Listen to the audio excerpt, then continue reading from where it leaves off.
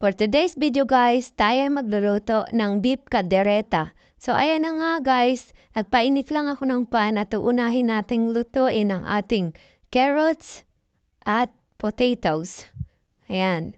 At pagka naluto na ng kauntian ang ating carrots at potatoes, isa-set aside muna natin yan. Hindi na ako maglalagay ng pepper dyan kasi walang available sa rep ko kaya hindi ko na siya nalagyan. So kung ano na lang available sa akin, yun na lang nilagay ko. So ayan, magsisimula na tayong magisa ng ating bawang. Ayan. At ating lulutuin lang ang ating bawang ng kauntian. At isusunod na natin ang ating sibuyas. Ayan, ang mahal ng mga sibuyas ngayon at bawang. December na naman kasi kaya ayan. Nagmamahala na naman ang mga bilihin. Kaya kailangan magtipid. So, ayan na nga guys. Nakabili tayo ng baka sa palengke. Kaya ayan, nagluto ako ng beef caldereta. So, nilagay na natin ang ating beef. At nilagyan ko na rin siya ng paminta. Maraming paminta. So, ayan guys, palalambutin muna natin ang ating beef.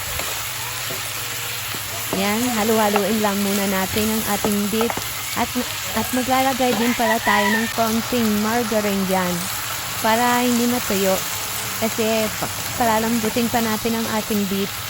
Matagal maluto ang ating beef kaya yan, lagyan na natin ng margarine para hindi matuyo. At ayan na nga guys, naglagay na rin ako ng tubig dyan at ating palalambutin na ang ating beef. At pagkatapos lumambot na guys, nilagay na natin ang ating tomato paste. So ayan guys, hindi tayo maglalagay ng tomato sauce dyan. Tomato paste lang ang gusto kong ilagay sa aking beef caldereta. So depende sa inyo guys kung paano kayo magluto ng caldereta yun. Sa akin kasi ganito ang gusto kong luto. Yan. May buto-buto yung pinili kong baka kasi para gusto ko may maano-ano ng konti. Masarap kasi yata yan. So, ayan na nga guys.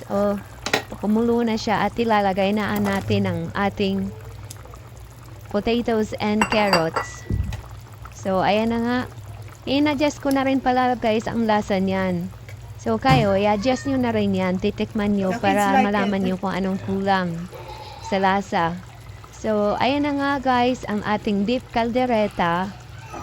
Malapit na itong maluto. At kung nagustuhan nyo nga ang video ito, huwag nyo kalimutang mag-follow. Salamat sa panonood. At ito na guys ang ating finished beef caldereta.